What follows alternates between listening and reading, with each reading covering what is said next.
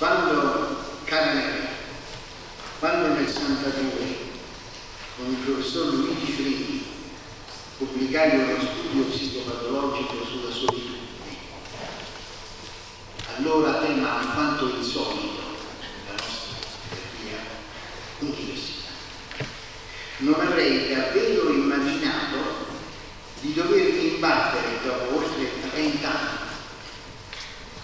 di nuovo su questa tematica, e questa volta a tutto spessore, resa ancora più complessa dall'espresso richiamo alla dimensione umana e sociale dell'isolamento e della nostalgia, e a proporcelo come caratterizzante di una cultura come quella vostra, Nereide Rudas, una delle figure, parlo come presidente della Società Italiana di Psicopatologia, una delle figure più evidenti dell'attuale psichiatria.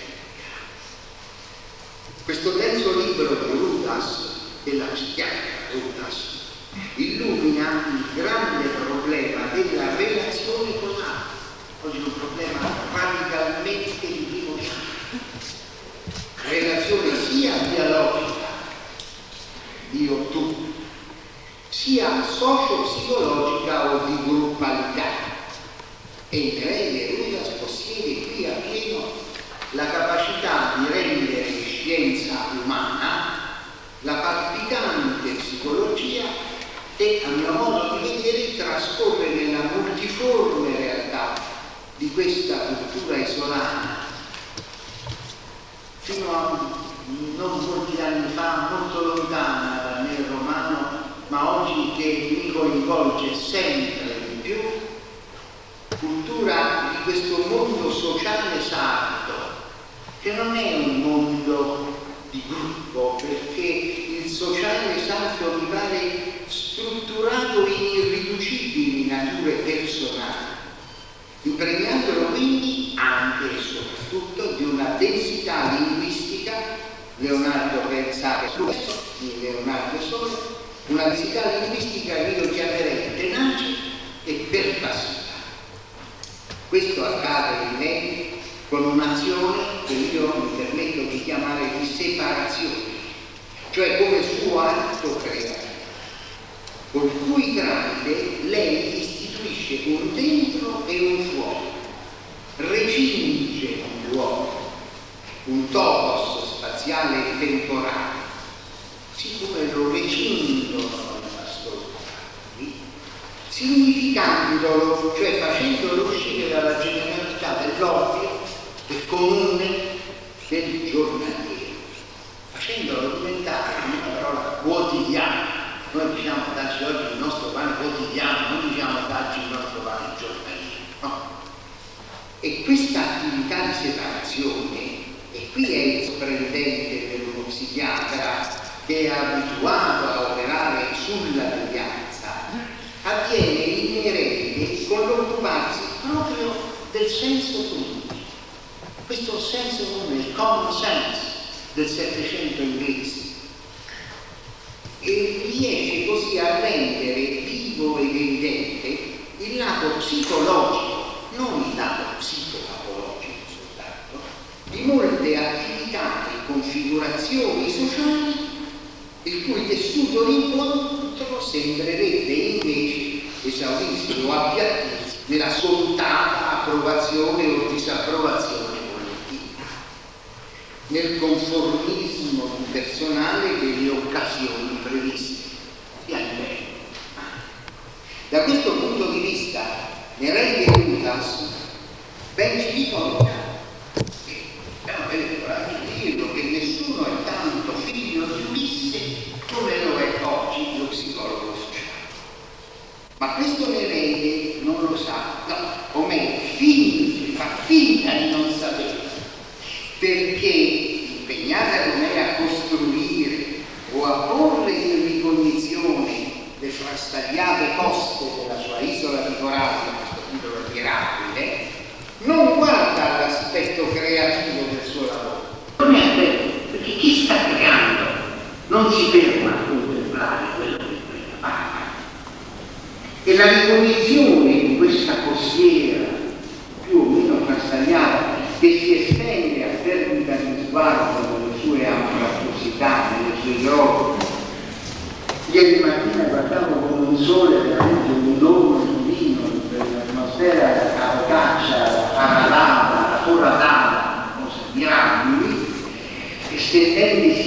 perdita di sguardo in queste anfrattuosità e la ricognizione di questa costiera è il compito di impegno totale, perché equivale a tracciare un momento di raccogliere la mappa della vita quotidiana di queste diverse genti dell'isola, dal Campidano al Monodoro, dalle Barbadi e così via, questo continente non è veramente solo l'isola, come noi nel continente siamo purtroppo a riassumere in modo corretto, e quindi a raccogliere questa mappa delle loro complesse culture, del dramma delle loro relazioni interpersonali e gruppali, che appunto fanno della Sardegna quasi un continente.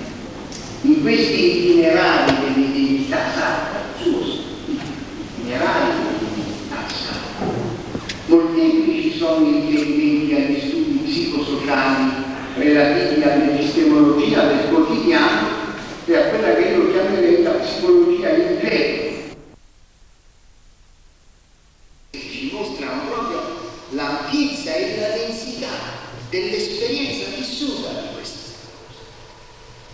Ora, a parte il richiamo ad ogni altra dimensione narrativa, sentiremo espressiva, rievocativa, che non è solo un libro per psichiatri, è un libro di letteratura vera, la lettura che io chiamerei per me attenta ma anche vorace perché non finivo di dover andare avanti, abissus abissum in bocca.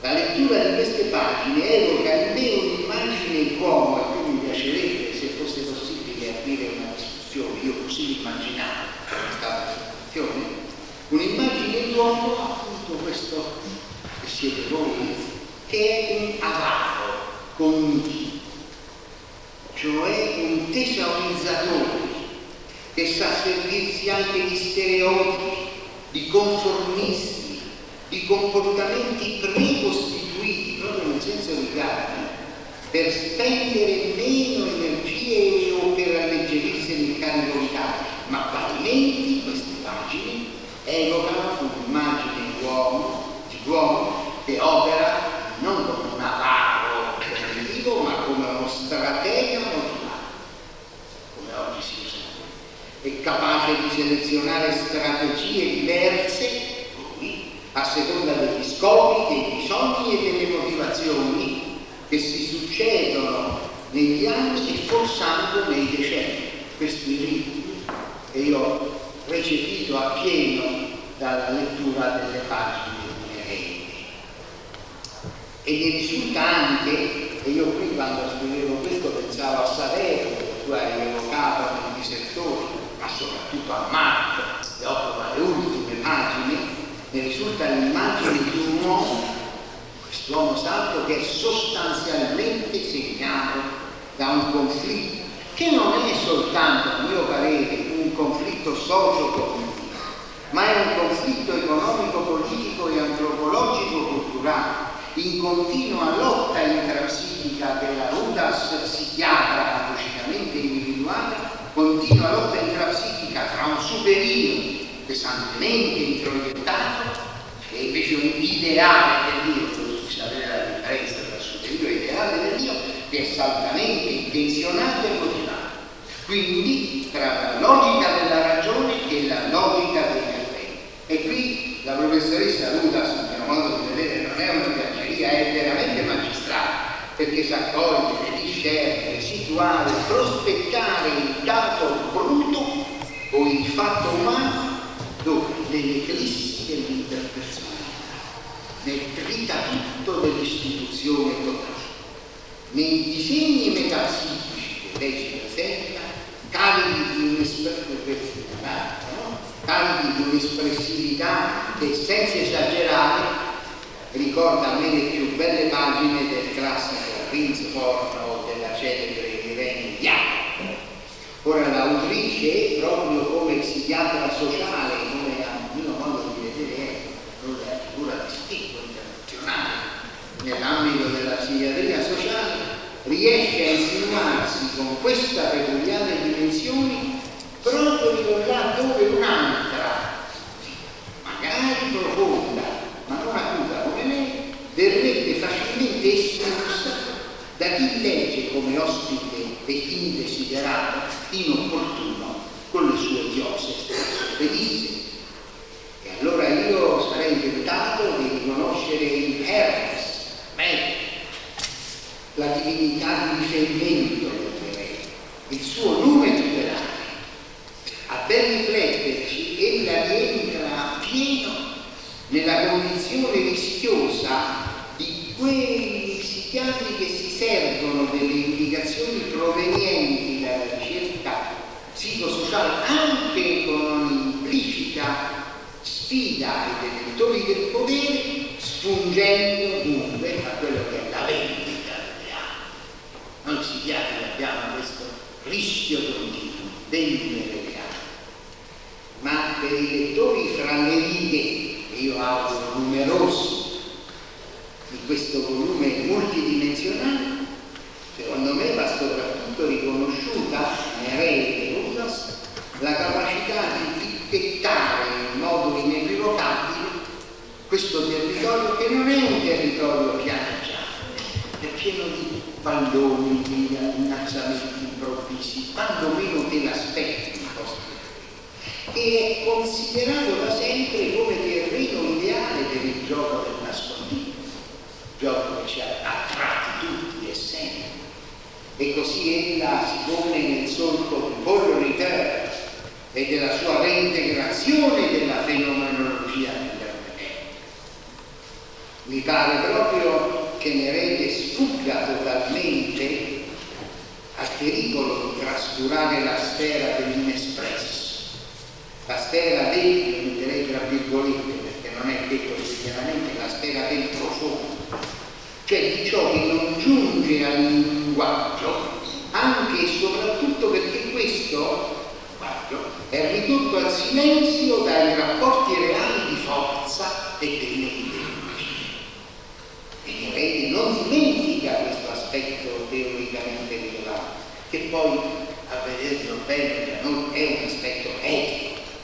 E quindi la storia di Marco, da lei così evocata, ce lo insegna, non dimentica quello che oggi è uno degli ambiti, dei compiti più difficili della psichiatria sociale, lo studio dell'ineffettuale inespresso.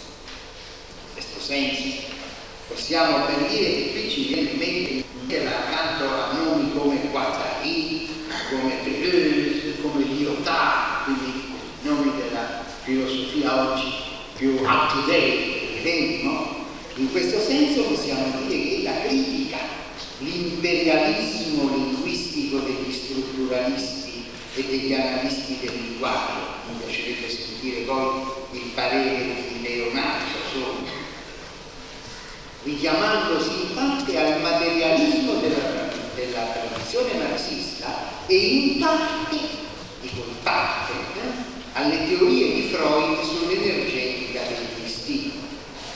Quindi questi due pensatori del sospetto, no? Stanno.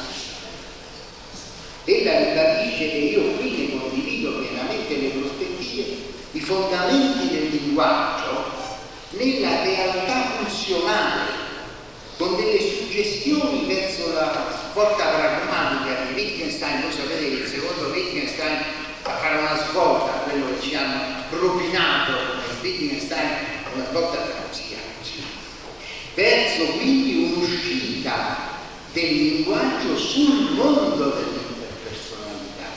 Ciò significa per me che Nereide Rudas ha compreso perfettamente i processi che stanno alla base delle competenze comunicative e quindi della comunicazione internazionale. E non è compito da poco, e non è merito da poco, a mio modo di vedere, esserci riusciti. Problematiche queste delle competenze comunicative, che non sono solo logico-linguistiche, ma che comportano anche l'esigenza dell'adozione di un punto di vista psicologico, il che è stato da lei pienamente inteso e attuato, non solo con concreta aderenza alla realtà, ma è che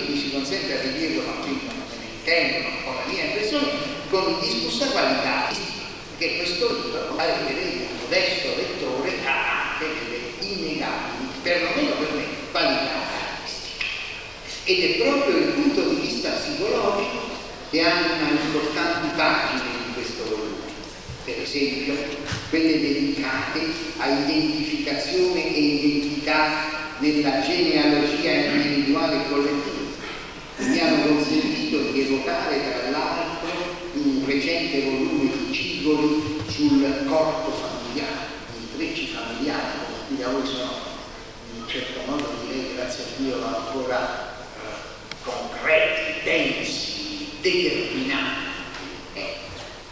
E è così che le pagine di Nereide, con le sue stupende evocazioni della potente narrazione di Emilio Lussu e della emblematicità della cultura sacra, per esempio a pagina 168 il fantasma del cinghiale, figura del perturbato, non soltanto mettono a fuoco i differenti oggetti della psicologia sociale, ma hanno indiscutibilmente a che fare con gli atteggiamenti, i gruppi, il pregiudizio, la percezione sociale che da secoli costituiscono, io qui mi sento come però un luterano tra vescovi cattolici, che costituiscono il proprium delle genti di Sardegna.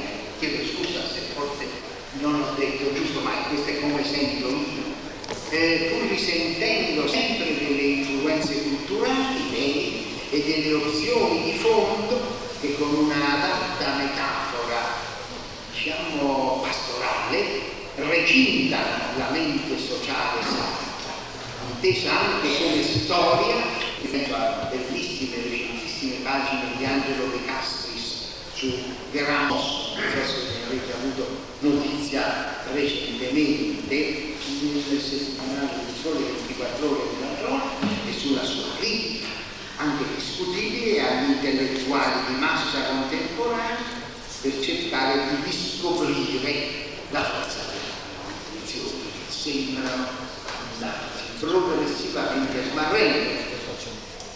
In tutti questi testi, senza mai segnare il passo da psichiatra di Cagliari, parlo come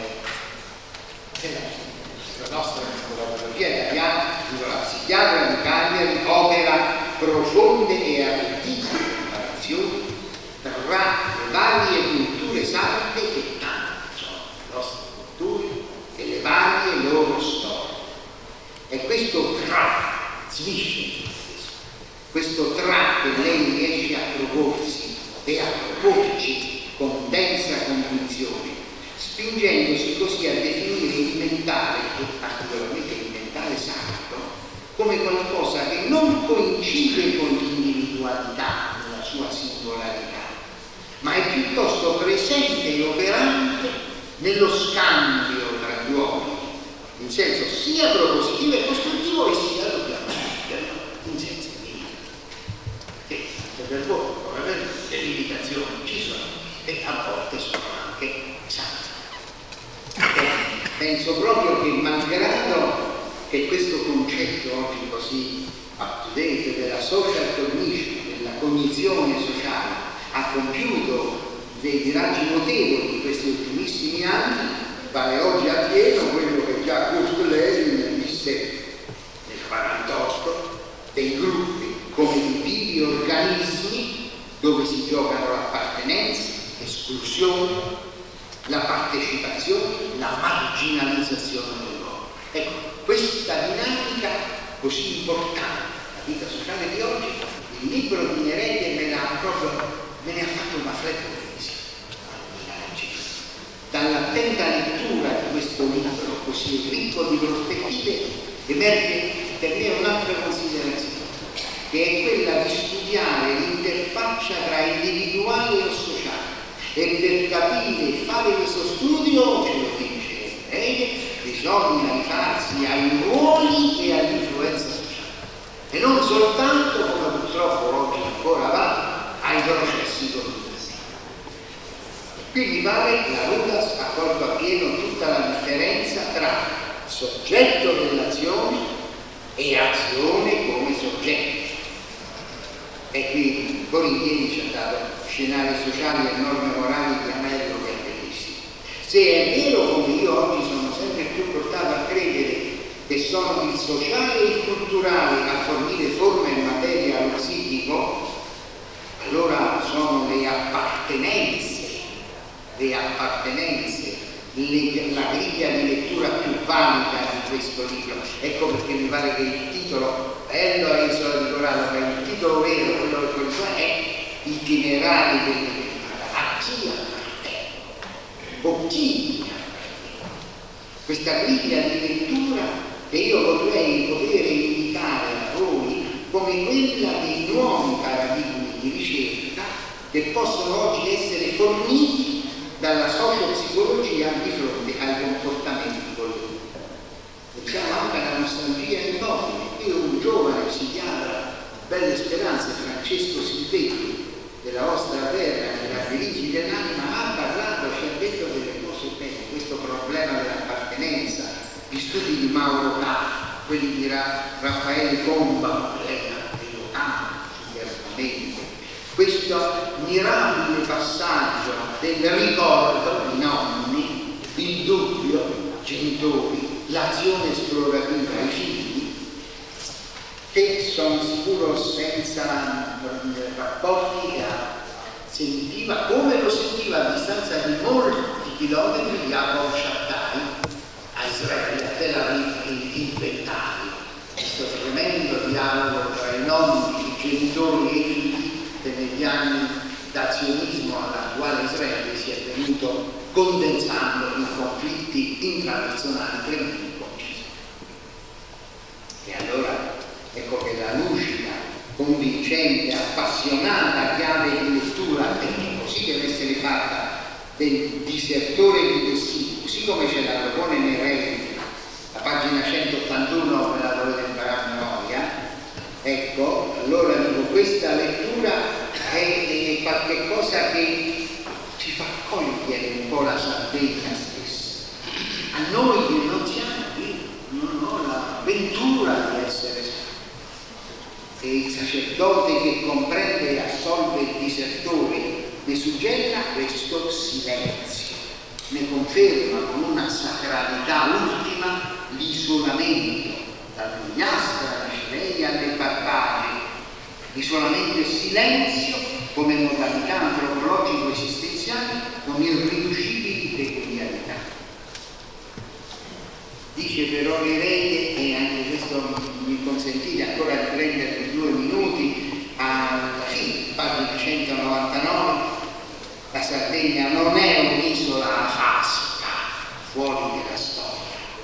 La memoria di noi sardi, come una preziosa pianta di corallo, si è inabissata nel nostro mare interno e invece di espandersi e svilupparsi nel di fuori, si è sommersa e distesa nel di dentro. Guarda che analisi, dove la metafora è veramente, come diceva Wiesbander, la figlia dell'analisi esistenziale.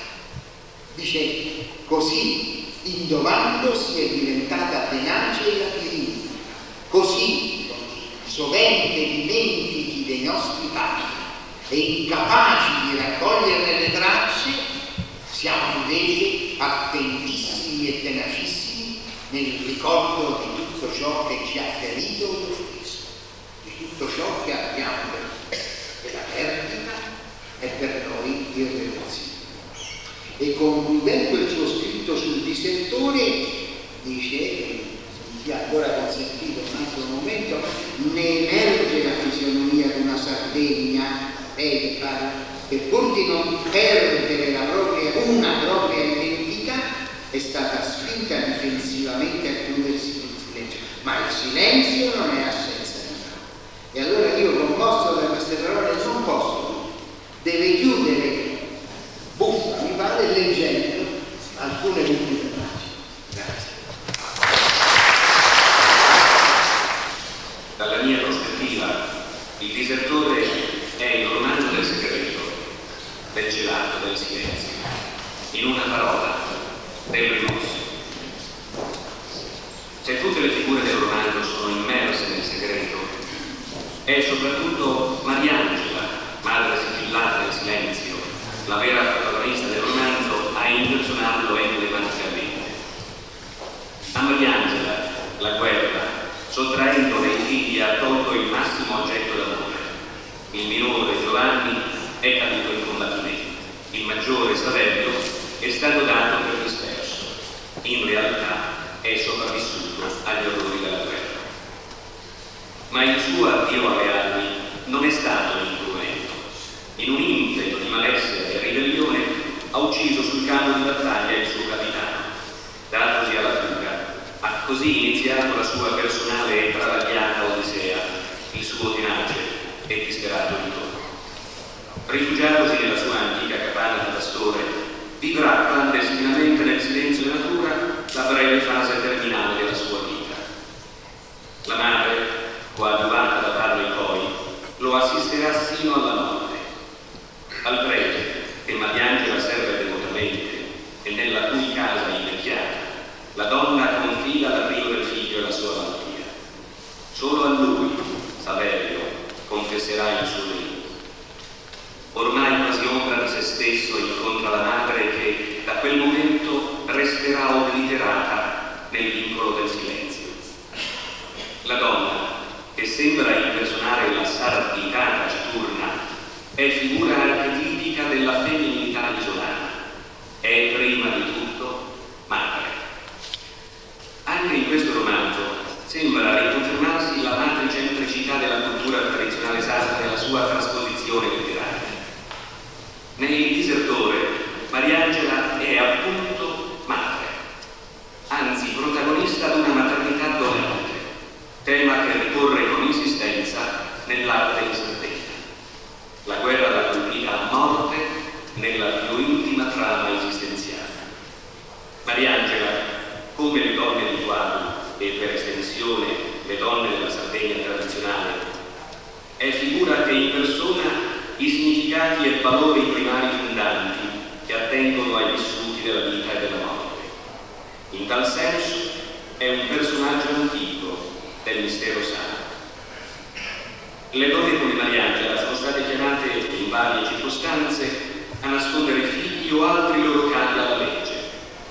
Se Saverio fosse stato, ad esempio, un bandito, la madre non avrebbe dovuto nascondersi agli altri e a se stessa, e soprattutto non si sarebbe dovuta lacerare nel suo io. Avrebbe potuto continuare a mantenere dei contatti con il figlio in latitanza, di nascosto, ma con la copertura culturale del gruppo. Il rapporto con il figlio sarebbe stato occultato solo agli occhi dell'autorità esterna e non avrebbe comportato particolari problemi psicologici e morali.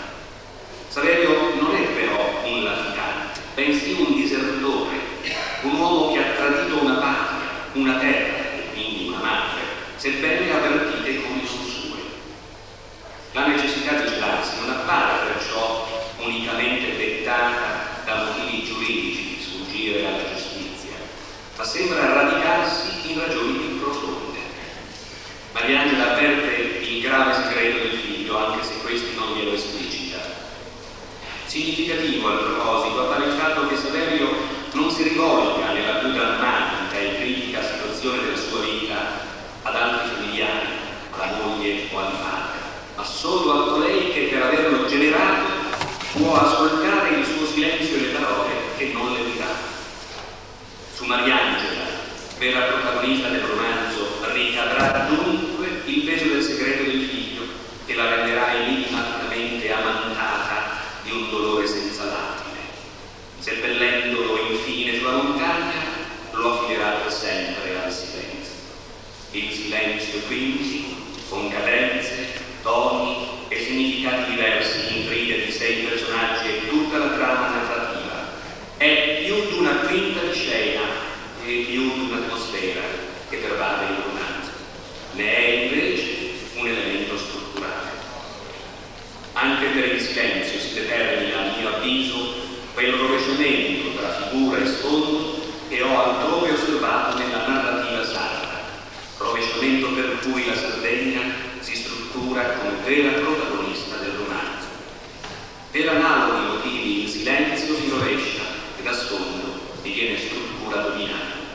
D'altronde è stato spesso invocato per definire la Sardegna, l'isola del silenzio, come terra di struttura La Sardegna è stata a lungo appartata, isolata. Il doppio isolamento del mare e della montagna ne hanno fatto per millenni una terra introversa, un mondo a parte, lontano dalla grande storia. Il grande silenzio della solitudine attiva è profondamente legato alla creatività.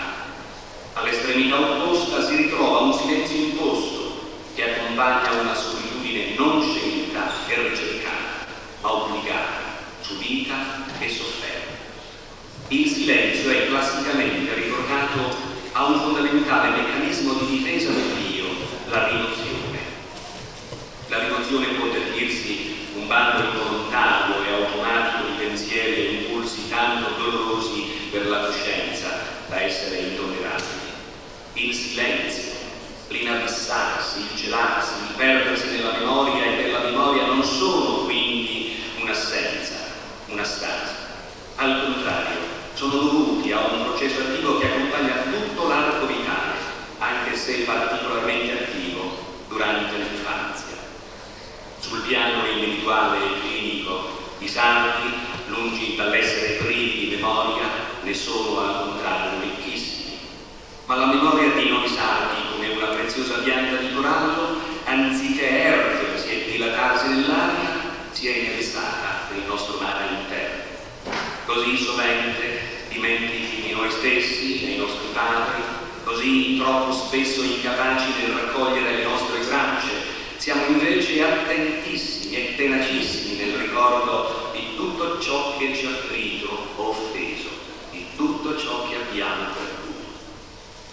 La Sardegna non è naturalmente silenziosa e passivamente immobile, non è un'isola afasica fuori dalla storia. Più aderente all'interpretazione suggerita è un dimenticare intenzionale, sebbene automatico, per difesa. Ne emerge la fisionomia della Sardegna che, pur di non perdere una propria identità, pur di sopravvivere davanti a pericoli e forze sovrastanti, è stata spinta difensivamente a chiudersi, a nascondersi e inabissarsi, è stata costretta al silenzio. Ma il silenzio non è assenza di parola. Il rimosso riemerge, o può riemergere